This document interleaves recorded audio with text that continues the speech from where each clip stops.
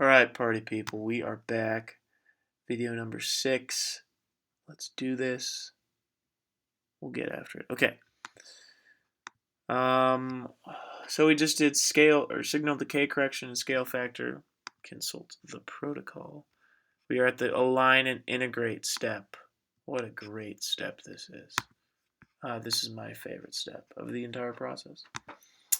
Tool inspector. What are we going to go? Align and integrate. Setup. This is going to be different, okay? Positive reagent, negative reagent, that's okay. We'll keep that the same. That's modification control for channel 1 and 2. DDGTP, DDGTP, TTP, sorry. That's the different data different dideoxys they used.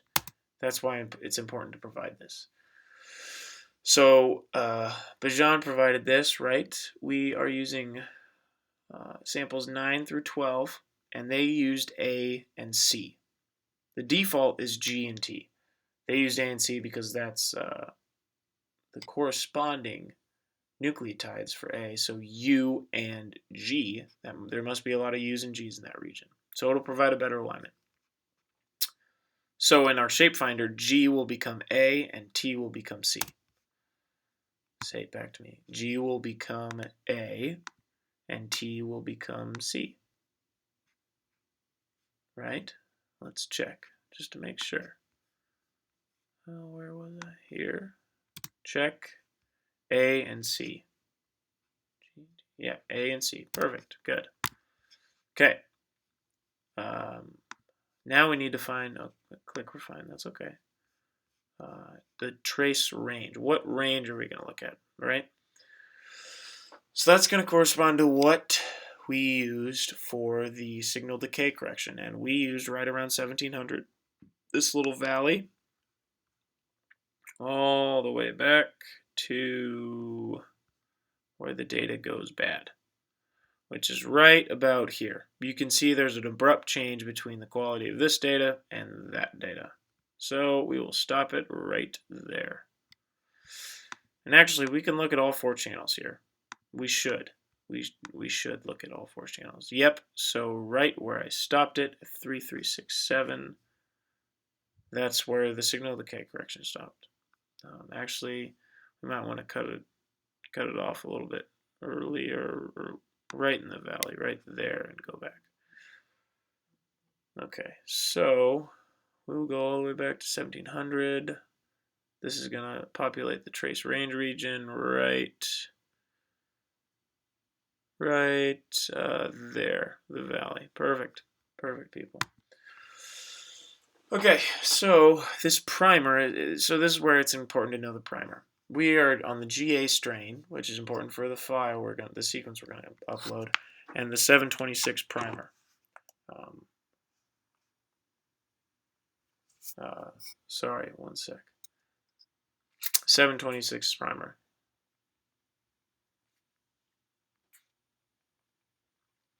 Sorry, I was responding to a text message.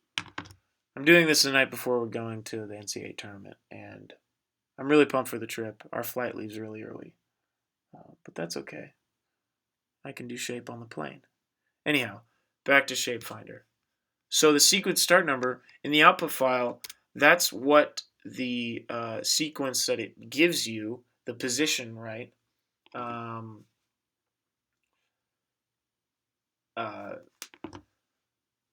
That's what it will start at. And because we're using the 726 primer, the highest range it could go, right, is 726, right? Okay, that's pretty basic.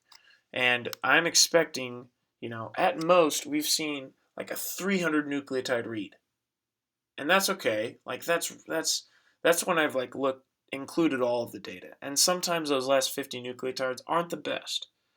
I'm starting to refine the data, or refine the selected regions, the trace range regions, to more concentrated peaks that we know are good data. So with that in mind, if 726 minus 300, that'd be 426. I think that's a little ambitious. So let's put 500 for the seq range. Thus, the sequence start number would be at 500. Eventually, or not eventually, but in the event that the read was beyond 500, meaning like 440 or 470, 450, whatever, it will actually compensate for that. So this is just a good control for our experiment, and it will align it to the correct data, if you will, of the sequence.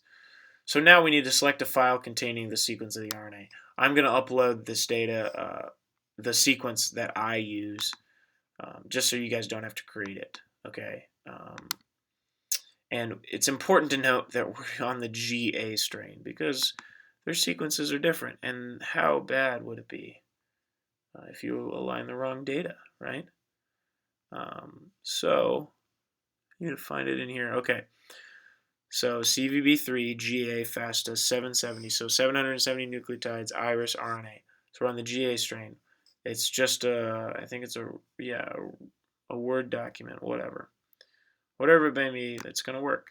So we open that. That is good. All of that's set, ready to go. And we are ready to rock. Okay, good. So let's hit append, and this is going to align it. Holy smokes, we got all these points. Now for our viewing pleasure, display options, split channels, split all. Okay, here we go. So this is cool, guys. It has aligned it all. And that's pretty good alignment. Some general abstract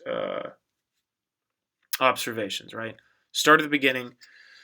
You want to see a uniform pattern of vertical lines, okay? Bang, bang, bang, bang. There should be, a very similar amount of distance in between them. That means that the alignment's good.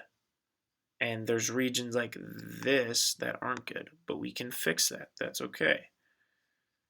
And this is a Gaussian fit, so we can expect these types of things.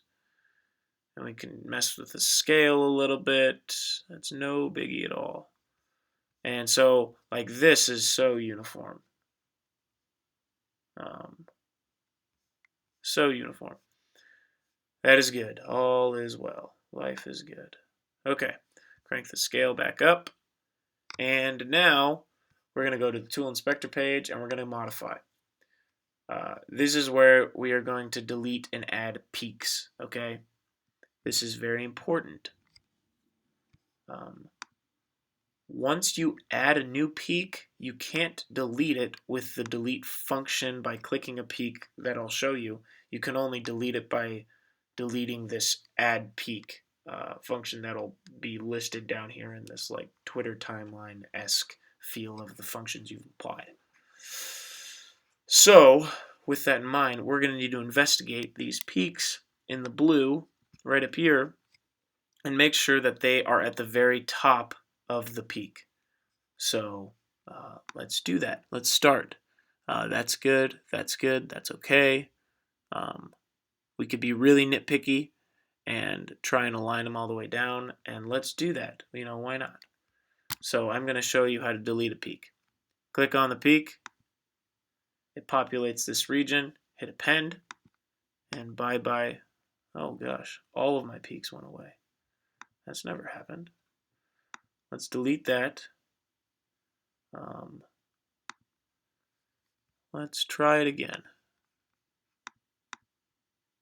Okay. Phew. Well, guys, I didn't mess up. But I don't know why that happened.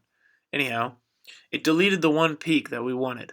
So as you can see, like right where my mouse is, that's a peak, that's a peak, that's a peak, and that is somewhat of a peak. It's kind of an abrupt here. So you're like, well, why don't we add it? I'm like, okay, we can. So let's click on where you think the peak is, where it aligns in all 4 channels, right? So now you've populated these 4 columns. You'll hit append, and bang, it has placed one of these magical little lines. Pretty good, pretty fair. It's okay if the sequencing tracks. So the black and red are the sequencing tracks. It's okay if they don't really align to the specific point you want. That's fine. But we have 2 peaks here that need to be aligned. Blue, green, black, red, append. That's a good peak. We only really only care about the blue and the green for now. Because that's where the shape data is going to come from. So this should go all the way down, hit all 4. It didn't. I'm upset. I'm not happy with that. Let's delete it. So this is where it's going to be like a tug of war, people. So you're just going to have to kind of play around with it till you get peaks so that is glorious. Like, look at that. Like I am admiring the fact that it has lined up on all 4 channels right at the top of the peaks. That is great. That's what you want. And all it took was me to delete it and just try it again. That's all it is. Okay, so now we keep investigating. These peaks are okay. Those are okay. Those are okay. That one is all right. This one is not. Delete it. We'll add it. From the papers and the videos and the data I've watched, the Gaussian fit that we just did should produce about 95% of the peaks that are good. Okay, so expect to do a little bit of this, 5%, if you will, which isn't much. Okay, this is a good example right here. See my mouse right here, this peak. It's aligning to obviously there's two spikes here, 2 little mountains. It's aligning to the wrong mountain, so we can't have that. Like, this is the Tapperich lab, folks. We don't settle for wrong data. Okay, boom, that worked. Now we'll get the mountain on the right with the mountain on the right, and that one. And look at that. The red sequencing track produced a great peak there too. It's good. No mediocrity in the Tapperich lab, folks. None at all. So this kind of DeleteAdd section will continue. Okay. For the entirety of the read. And this can take a while. No joke. Depends on how great your alignment wants to be. And if you produce bad data, then you can go back and do the align and integrate step again. So that's kind of what we're dealing with here. I'm going to go probably a couple minutes longer of doing this, and then I'm going to stop. And this is basically the entirety of ShapeFinder, guys. You have reached the end line. That was a bad, see, look. That was bad. I applied a bad peak, and that didn't go to the top, so I'm going to delete it. I'm going to try to add it again. Oh, goodness. Okay, phew. The wheel of death is truly my biggest fear. Okay. That wasn't good either. That was not good. Delete it. Only at the top. Better work. 3rd time's a charm. Oh, wow. Oh, wow. Okay, so here's another one. This point isn't even at the top of the peak, so we have to delete it. So we click on where that point is, deletes for the entirety of all 4 channels. Click, click, click, and click. Append it. Click, click, click, and click. Append that one too. Good, good.